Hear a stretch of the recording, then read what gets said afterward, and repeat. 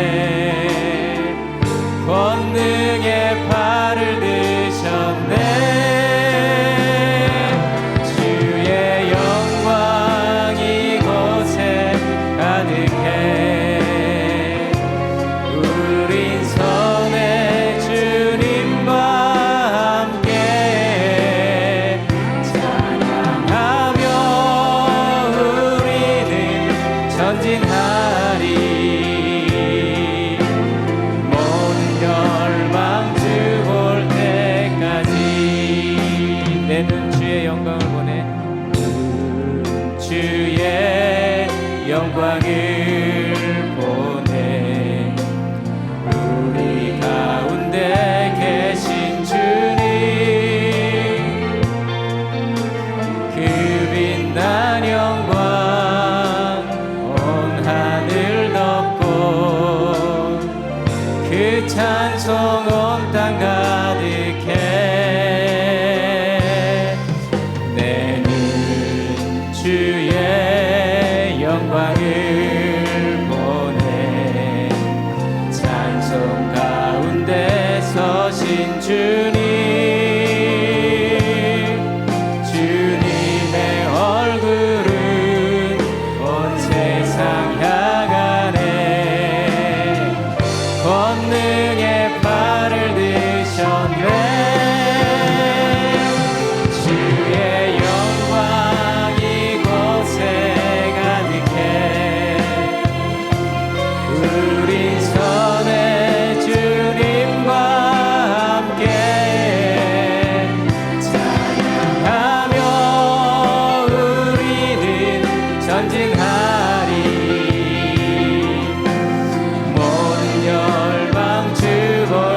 주의 영광 이곳에 가득해. 주의 영광 이곳에 가득해.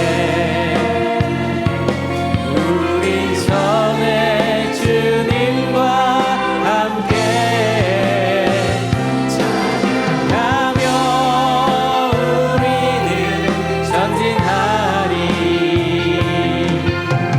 모든 열방 주 볼 때까지.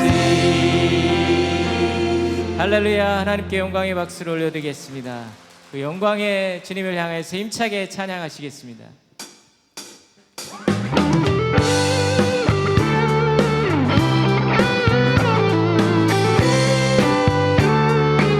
들어 머리 들어라. 들어 머리 들어라. 들릴지어다 영원한 문 들어. 영광의 왕 들어가시도록. 영광의 왕 들어가시. 문 들어 머리 들어라. 문 들어 머리 들어라. 들릴지어다 영원한 문 들어. 영광의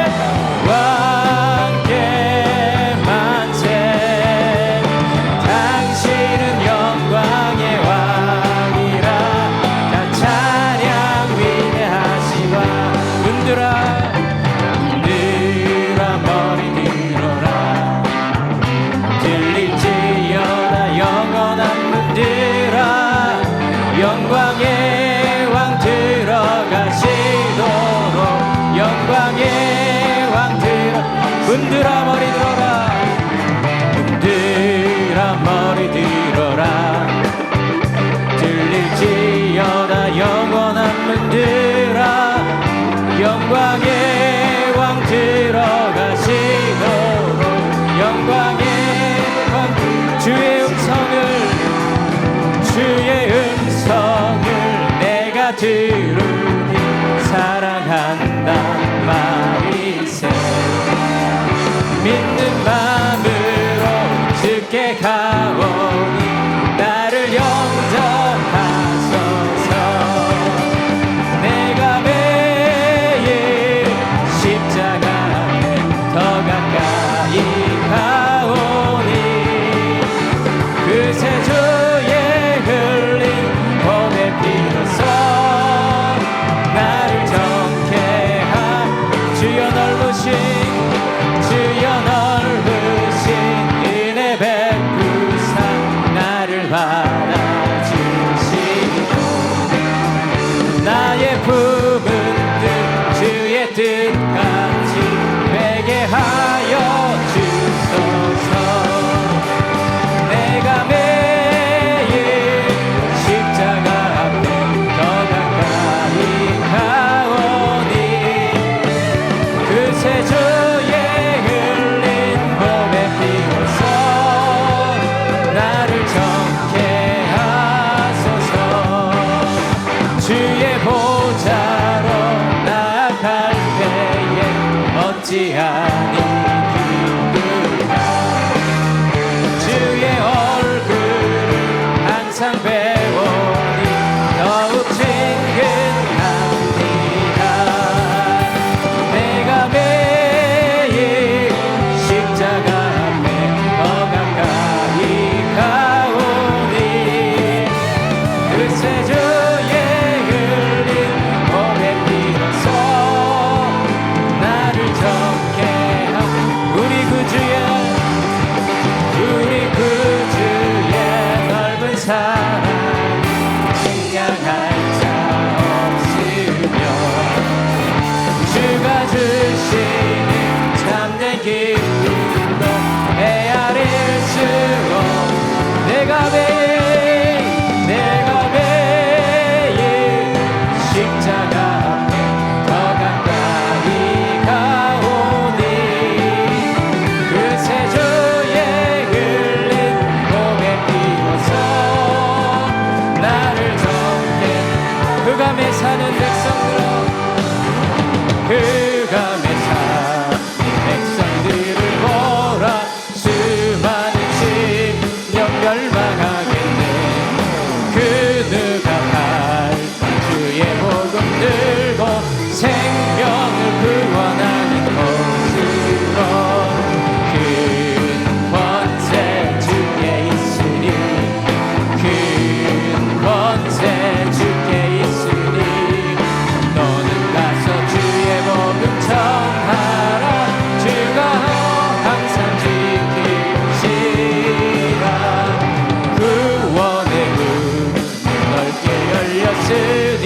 십자가 구병 일어나고 너희의 힘 하나로 뭉쳐서 죄악의 쇠사슬을 끊어라 큰 권세 주께 있으니 큰 권세 주께 있으니 너는 가서 주의 복음 전하라 주가 너 항상 지키리라 왜 너는 멸망 길을 가려느냐 죽은 성들 응답하여라 널 구원하고 계신 죽었으니 생명의 참된 목자 큰 권세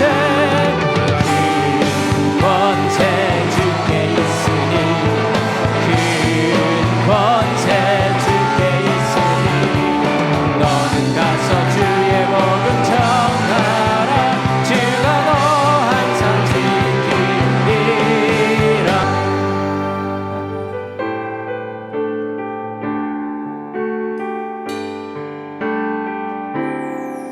세상 모든 민족이 구원을 얻기까지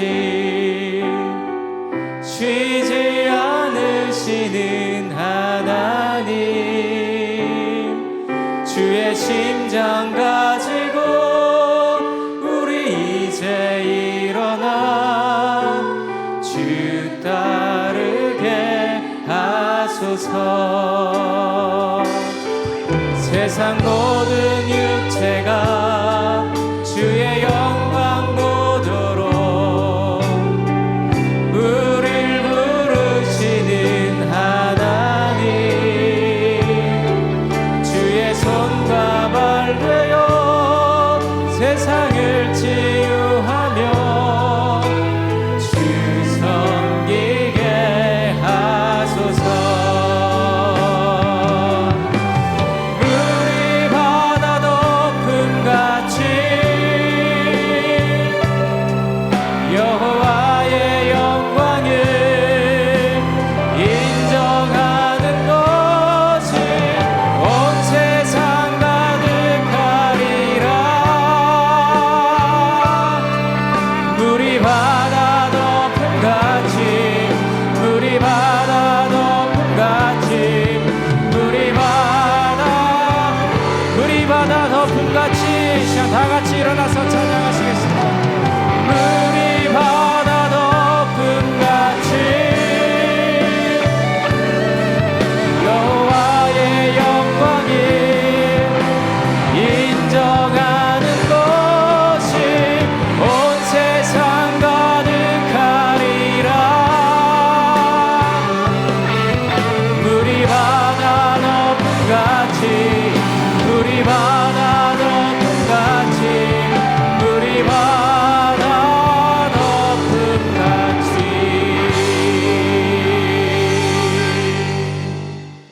오늘 선포되어질 하나님의 말씀은 요한복음 14장 1절에서 3절까지의 말씀입니다. 요한복음 14장 1절에서 3절 말씀입니다. 너희는 마음에 근심하지 말라. 하나님을 믿으니 또 나를 믿으라. 내 아버지 집에 거할 것이 많도다. 그렇지 않으면 너희에게 일렀으리라. 내가 너희를 위하여 거처를 예비하러 가노니 가서 너희를 위하여 거처를 예비하면 내가 다시 와서 너희를 내게로 영접하여 나 있는 곳에 너희도 있게 하리라. 근심을 극복할 수 있는 능력이라는 제목으로 은혜를 나누고자 합니다. 근심을 극복할 수 있는 능력. 우리나라하고 중국은 본명 외에 허물없이 부르기 위해서 이름 대신 부르는 명칭이 있습니다. 그 명칭을 호라고 합니다.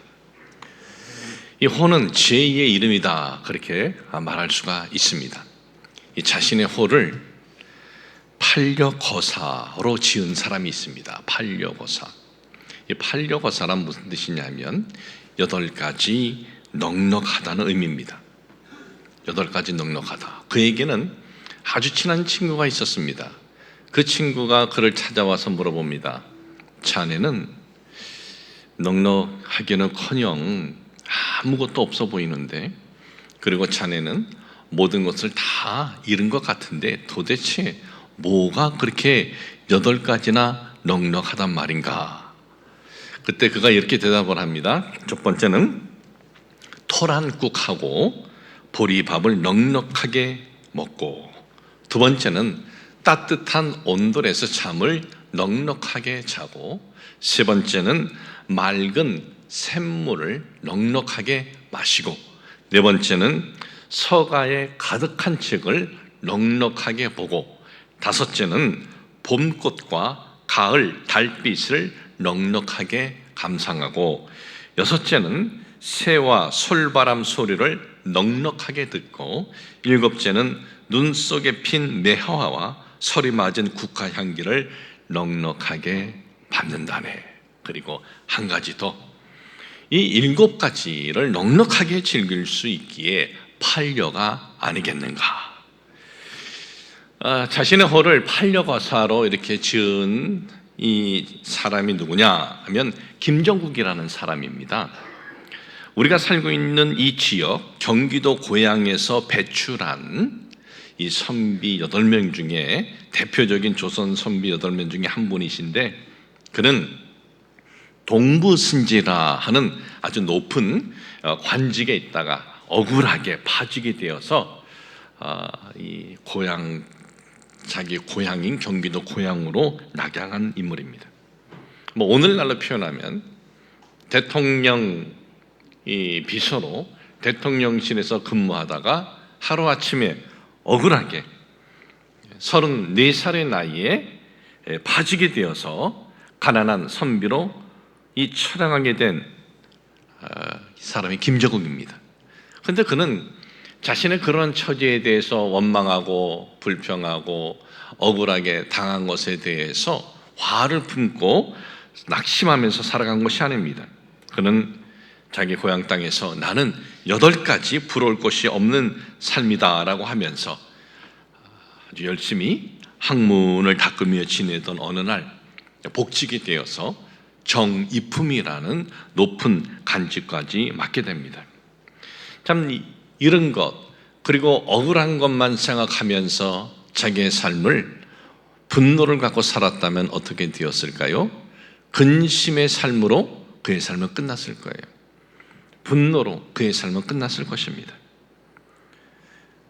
참 주어진 환경, 원하지 않는 환경을 참 만났더라도 이 주어진 환경에 마음을 어떻게 갖고 사느냐 참으로 중요하다는 것을 보여주는 교훈의 이야기가 아닐 수 없습니다.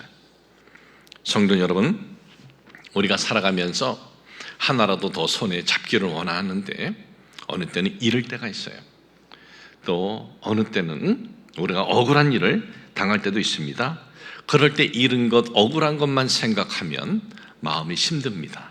그리고 몸이 병듭니다. 마음과 몸이 병이 들어요. 인생이 힘듭니다. 이 김정국이라는 사람은 억울함을 당하였어도 잃은 것이 있어도 억울함과 잃은 것을 생각하면서 한을 품고 살아간 것이 아닙니다. 지금 있는 것에 대해서 감사하고 또 풍성한 마음을 가졌을 때 원하지 않는 환경이었지만은 최선을 다하는 삶을 살 수 있었던 것이고 그리고 그에게 새로운 기회가 펼쳐질 수 있었다는 거예요. 우리는 참 이런 이야기를 이렇게 들으면 그래, 맞아, 그래야지 하는 다짐을 합니다. 그런데 이렇게 다짐을 해도 그렇게 산다는 것은 쉽지가 않아요. 아무리 다짐을 해도. 억울함을 당하고 하루아침에 많은 것을 잃었을 때, 또한 나에게 있어서 소중한 것을 우리가 잃었을 때 불안, 낙심, 원망의 마음을 극복하면서 살아간다는 것 결코 쉽지 않습니다. 그런데 오늘 성경은 예수님께서 직접 우리 주님께서 이 선언을 보면은 근심의 환경 충분히 극복할 수 있다는 거예요. 우리는 이 주님의 선언을 통해서 어떻게 근심의 환경을 극복할 수 있는지 보려고 합니다. 오늘 본문 말씀에 보면 예수님께서 사랑하는 제자들에게 이렇게 말씀하십니다. 마음에 근심하지 말라. 예수님께서는 왜 그 제자들에게 마음에 근심하지 말라 이렇게 말씀을 하셨을까요? 그 이유는 여기에 있습니다. 오늘 읽어드린 내용은 요한복음 14장인데 이 13장에 어떤 내용으로, 이 전장이 13장에 어떤 내용으로 끝나냐 하면은 예수님께서 제자들에게 너희 중에 한 명이 나를 배신하여 팔 것이다 그래요. 그리고 예수님께서는 그 사건을 통해서 이어지는 것은 너희와 나는 이제 헤어지게 된다. 자신의 죽음을 암시를 해요. 이 이야기를 이렇게 듣다가 베드로가 뭐라 그럽니까? 예수님, 저는 예수님을 끝까지 따를 것입니다. 내가 목숨을 내가 버릴지언정 예수님을 떠나지 않을 것입니다. 그럴 때 예수님께서 아니야, 너는 나를 3번이나 모른다고 부인할 것이야. 이 말씀을 하시고 난 다음에 이어져서 하는 말씀이 오늘 여러분들에게 읽어드린 말씀입니다. 자 보십시오. 예수님께서 너희 중에 한 사람 나를 배반할 것이야. 그리고 그 일을 통해서 너희와 나는 이제 헤어지게 될 것이야. 내가 떠날 것이야. 그리고 너희들 중에 가장 강직한 이 제자 베드로는 나를 3번이나 부인할 것이야. 이 말씀을 하셨을 때 그 말씀을 그 자리에서 들은 이들의 마음이 어떠했을까요? 제자들 불안 그리고 낙심, 근심이 가득했을 거예요. 왜? 이 예수님의 제자가 누굽니까? 이 예수님의 제자는 예수님 말씀 한마디에 자신들이 생존을 위해서 하던 일을 다 멈춘 사람들이에요. 그리고 예수님을 쫓은 사람들이에요. 생존을 위해서 하던 일을 멈추고 예수님을 쫓은 사람들. 베드로, 요한, 야고보 업으로 일을 하다가 예수님께서 나를 쫓으라, 그물, 배 다 놔두고 예수님을 쫓은 사람들입니다. 다른 제자들도 마찬가지예요. 세리마태 세리 일을 보다가 나를 쫓아, 책상 이고 뭐고 장 보고 다 놔두고 예수님을 쫓은 사람이에요. 지난 3년 동안 예수님만을 쫓으면서 예수님께 모든 희망을 다 걸었다는 거예요. 그런데 그 주님께서 죽임을 당하신다는 그 암시를 하였을 때 저들은 얼마나 마음이 무너지겠습니까? 얼마나 낙심이 되겠습니까? 내가 이분에게 내 인생을 전부 걸었습니다. 그런데 그분이 떠난다는 거예요. 그러면 내 미래는 어떻게 되는 거야, 우리는? 그리고 우리들 중에 한 명이 예수님을 판다고? 또한 제자들 중에 제일 강직한 베드로가 예수님을 3번을 모른다고? 제자 중에 한 명이 예수님을 팔고, 스승을, 또 가장 강직한 제자 베드로가 예수님을 3번이나 모른다고? 도대체 환경이 얼마나 우리에게 있어서 안 좋으면 이런 일들이 일어날까? 그런 걱정의 마음들이 있었습니다. 예수님께서 너희들 낙심과 근심으로 가득 찬 그 환경을 만날 때 예수님께서 하신 말씀은 아주 단순하시고 그리고 아주 간단합니다. 그런 환경에 처했을 때 너희들 마음에 근심하지 마, 그러시는 거예요. 그런데 여러분, 우리가 인생을 살아갈 때 이런 환경을 만난다면 마음에 근심하지 않을 사람이 어디 있겠습니까? 큰 환난이 다가왔는데 생존을 위해서 내가 하던 거 다 버리고 주님만을 따랐는데 그분이 떠나버리면 내 미래는 끝나버리는데, 이런 상황에서 마음에 근심이 없다? 그건 사람이 아닐 거예요. 그건 기계나 그럴 겁니다. 생각이 있는 사람이라면 근심의 환경에 처했을 때 근심하는 거 당연한 겁니다. 이 근심이라는 원어가 있습니다. 원어 헬라어에 이렇게 쓰여져 있습니다. 타라세스도. 이 뜻이 뭐냐 하면은 뒤흔들다라는 뜻이에요.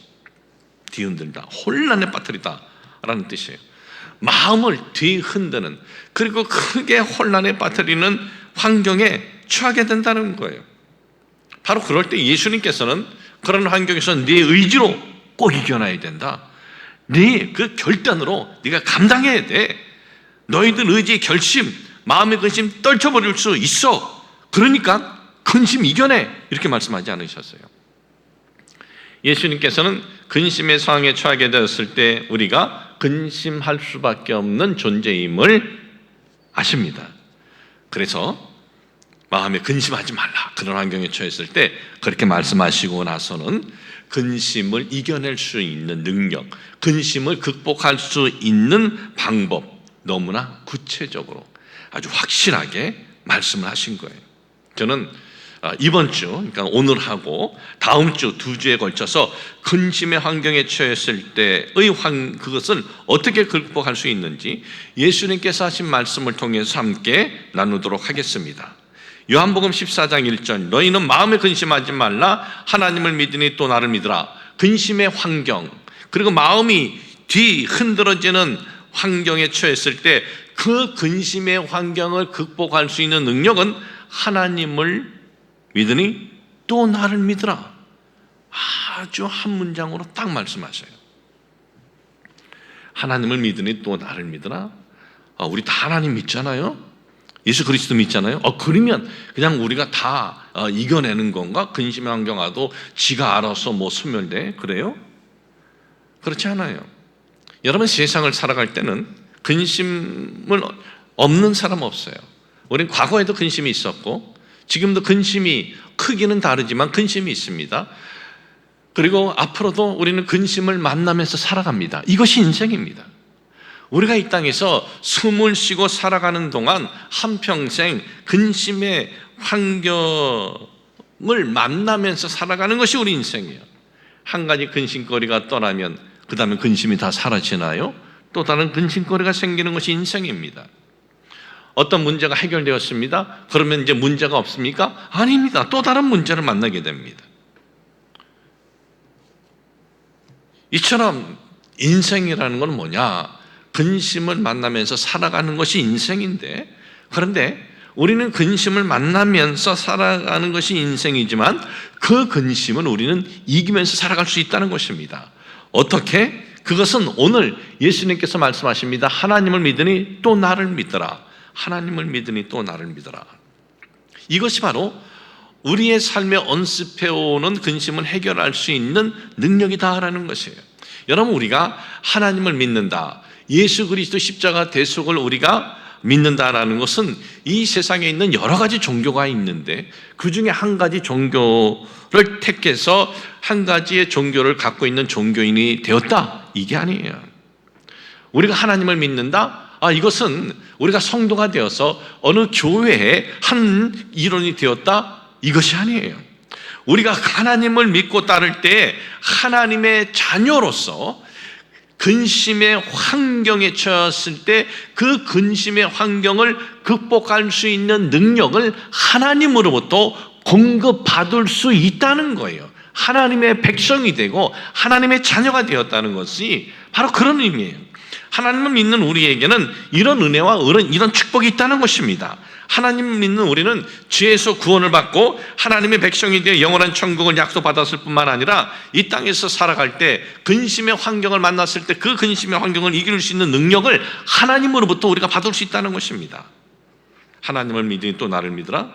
이것은 하나님에 대한 신앙이면 다 된다, 그런 의미가 아니라 근심의 환경을 극복해 주시는 하나님, 그리고 근심의 환경을 이기게 해주시는 우리 주님, 바로 이걸 말씀하고 있습니다. 이거에 대해서 구체적으로 이 내용에 대해서 깨달음을 누가 갖고 있었느냐?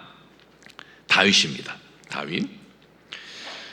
이 시편 3편하고 시편 4편을 보면 다윗의 고백인데, 어떤 때 고백이냐면 그의 아들 압살롬에 의해서 다윗이 모든 것을 다 잃었을 때의 고백입니다. 다윗이 잃은 것들이 무엇입니까? 그는 왕권을 잃었습니다. 왕궁, 자기가 사는 홈, 집을 잃었습니다. 그뿐만 아니라 다윗은 군중을 잃었습니다. 백성을 잃었습니다. 압살롬 반역이 기록된 사무엘하 15장 13절에 보면 전령이 다윗에게 와서 말하되 이스라엘의 인심이 다 압살롬에게 돌아갔나이다. 군중의 인심이, 백성의 인심이 압살롬에게 돌아갔어요. 군중의 인심을 잃었어요. 백성의 인심, 군대를 잃었어요. 그는 도망자가 되어버렸습니다. 다윗이 이 모든 것을 얻기 위해서 얼마나 많은 수고가 있었습니까? 골리앗과의 싸움에서도 이기고, 사울 왕의 질투로 인해서 사울 왕의 칼날을 10여 년 동안 피하면서 도망자의 삶을 살다가, 그리고 오늘에 이렇게 잃었는데 그 모든 것을 다 잃어버린 거예요. 그것도 그의 아들에게 정말 속이 뒤집히는 근심이 만난 겁니다. 정말 눈이 돌아가는 그런 환경을 만난 겁니다. 이런 환경에 다윗이 어떻게 감당했을까? 그런데 다윗은 감당했다라는 정도가 아니에요. 다윗은 이런 환경에서 이런 고백을 해요. 시편 4편 7절입니다. 주께서 내 마음에 두신 기쁨은 그들의 곡식과 새 포도주가 풍성할 때보다 더하나이다 그랬어요. 아니, 모든 것을 다 잃은 도망자의 환경인데 그의 고백은 곡식과 새 포도주가 풍성할 때보다 기쁨이 더하다는 거예요. 지금이, 아니, 왕으로 또 왕궁에서의 그 풍성한 삶보다 지금 모든 것을 다 잃은 환경인데 기쁨이 더하다는 고백이에요. 그뿐만 아닙니다. 이어지는 말씀, 그 다음 절 시편 4편 8절에 보면 내가 평안히 눕고 자기도 하리니 나를 안전히 살게 하시는 이는 오직 야훼이시니이다 그랬어요. 왕궁을 빼앗기고 왕의 자리를 빼앗기고 도망자의 길에서 불안, 두려움, 내가 이렇게 이겨냈다라고 하는 것이 아니라 다윗은 평안하다. 그리고 왕국에서 내가 편히 먹을 때보다 지금 더 기쁘다, 이러고 고백을 합니다. 다윗은 너무나 많은 것을 잃었기 때문에 정신적으로 지금 혼미해진 겁니까? 이렇게 다 잃었는데 어떻게 이런 고백을 할 수 있었을까? 다윗이 이런 고백을 할 수 있었던 능력은 바로 어디에 있느냐? 그 전 구절에 있습니다. 그 전 구절이 시편 3편입니다. 시편 3편은 8구절밖에 되지 않습니다. 제가 읽어드리겠습니다. 야훼여, 나의 대적이 어찌 그리 많은지요. 일어나 나를 치는 자가 많으니이다. 많은 사람이 나를 대적하여 말하기를 그는 하나님께 구원받지 못한다 하나이다. 여기서 구원은 영혼의 구원이 아닙니다.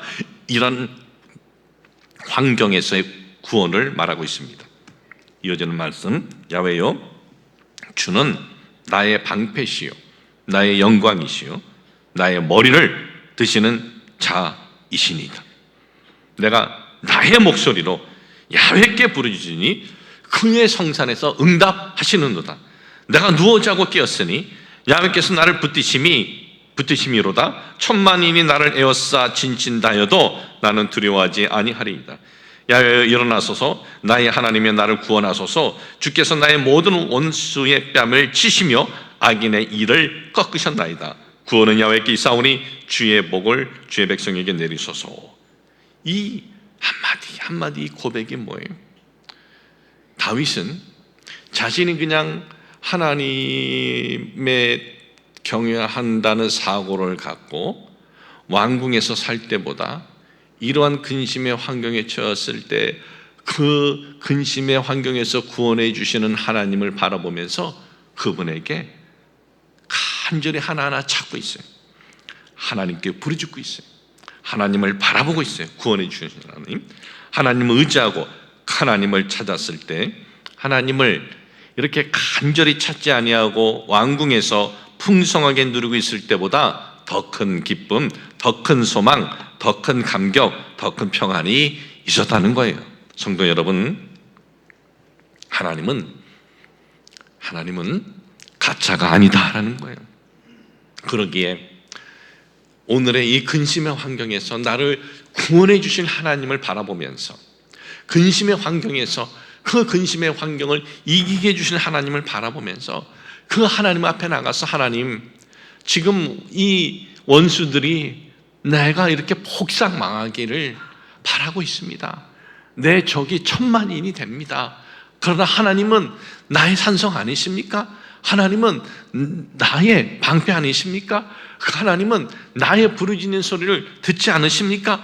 그렇게 하나님 앞에 나아갔을 때 그의 마음에 평안과 기쁨과 감사와 소망이 임하게 되었다는 것입니다.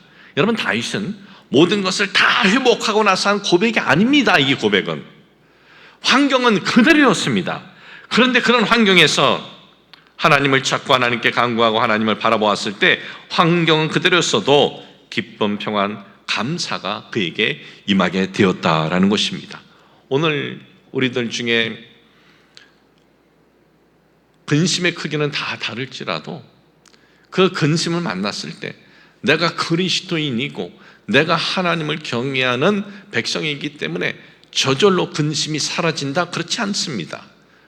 우리에게 그런 근심과 우리에게 어떤 아픔이 있을 때 그것을 가지고 그 근심을 이기게 해주시는 하나님을 바라보면서 그 하나님께 우리가 부르짖고 기도하고 나아갈 때 하나님이 그것을 감당할 수 있는 능력뿐만 아니라 불안이 평안으로, 두려움이 담대함으로 그 능력을 하나님으로부터 공급받을 수가 있다는 것을 잊지 마시길 주님의 이름으로 축복을 합니다.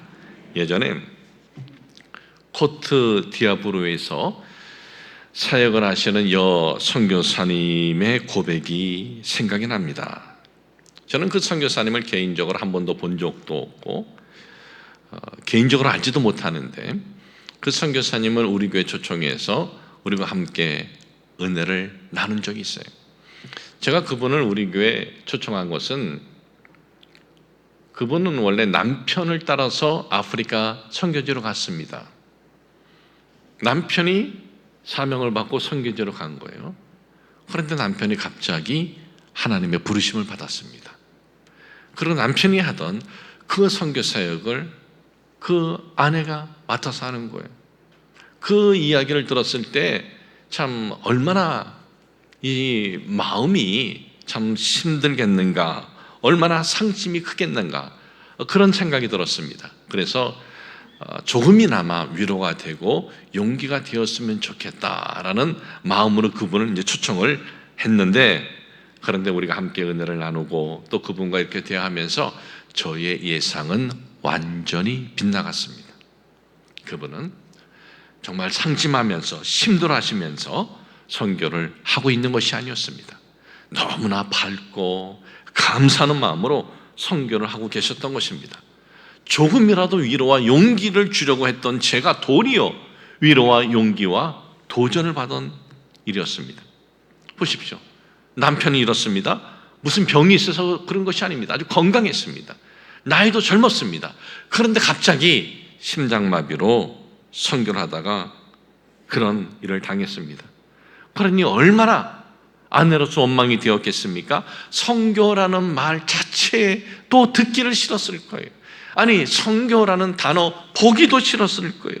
그런데 절망하고 원망하고 낙심이 아니라 남편의 그 선교의 사역을 이어받아서 여자의 몸으로 아프리카에서 선교하고 계시는 거예요. 도대체 어떻게 그런 시련이 있는데도 불구하고 그렇게 밝게 선교할 수 있었을까요? 이거 감당하면 집 줄게, 누가 그런 보장을 해줬나요? 이거 감당해야 나중에 노후에 연금 받게 해줄게, 누가 그런 약속을 해줬나요? 전혀 그런 약속이 없습니다. 그런 환경을 만났을지라도 원망, 낙심, 불안이 아니라 남편의 했던 사역을 이어받아서 할 수 있었던 그 능력은 하나밖에 없어요. 하나님께서 그 분에게 그러한 능력을 주셨기 때문에, 그러한 힘을 주셨기 때문에 감당할 수 있었다는 거예요. 여러분, 우리 인생을 창조하신 분이 아니시면 그런 환경에서 이길 힘, 용기, 그 어디에서 얻을 수도 없는 겁니다. 우리가 여러분 지금 살아가면서 똑같은 시련은 아니지만은 이 땅에서 살아갈 때 어떤 분은 물질로, 어떤 분은 어떤 사람의 배신, 어떤 분은 어떤 억울함, 어떤 분은 또 질병, 어떤 분은 뭐 소중한 것을 잃은 아픔, 참 그런 근심을 가져다주는 환경에 처할 수 있습니다. 그러나 여러분, 그 근심의 환경이 우리에게 다가와도 오늘 잊지 마십시오. 하나님 안에 그 근심을 이길 수 있는 구원이 있다 이거예요. 하나님 안에서 하나님을 바라보라. 그리고 나를 믿, 하나님 믿는 딸을 믿으라. 너희들 그런 근심의 환경에 처할 텐데 그 근심의 환경에서 구원해 주시는 하나님을 믿어. 그리고 나를 믿어. 그리고 내 앞에 나와 그 것을 가지고 부르짖고 외치면 되는 거야. 이것을 주님께서 그 제자들에게 말씀하신 것이고, 다윗은 이것을 깨닫고 그런 환경에서 하나님 앞에 나간 겁니다. 하나님이 나를 구원해 주시지 않습니까? 하나님 나의 산성이요 방패시요 나의 머리를 세워주는 분이십니다. 그렇게 부르짖고 나아갔을 때 어땠어요? 왕궁에 있을 때보다 그 도망자의 그 삶에서 더 큰 기쁨이 있었다라는 것입니다. 사랑하는 여러분, 오늘도 하나님께서는 그의 백성들에게 근심의 환경에 처했을 때 감당할 수 있는 은혜를 주신다라는 것을 잊지 마시길 주님의 이름으로 축복을 합니다. 하나님 아버지, 우리가 이 땅에서 살아갈 때 근심의 환경을 만날 때가 있습니다. 그럴 때 우리는 어떻습니까? 이런 것들만 생각하고 억울한 것, 또 배신당한 것만 생각하면서 화와 속상함만 갖고 있는 것은 아닙니까? 오늘 예수님께서 우리에게 말씀하십니다. 하나님을 믿으니 또 나를 믿어라. 그러한 환경에서 구원해 주시는 하나님, 그런 환경을 이기게 해주시는 하나님을 믿고 예수 그리스도를 믿고 나오면 감당할 수 있다라는 것입니다. 이길 수 있다라는 것입니다. 오늘 저희들 참 어떤 근심 가운데 있는 성도님들, 오늘 이 말씀을 붙들고 이기게 하여 주옵소서. 다윗의 이 깨달음이, 다윗의 이 체험이 우리의 체험이 되게 하여 주시옵소서. 예수님의 이름으로 기도합니다. 아멘.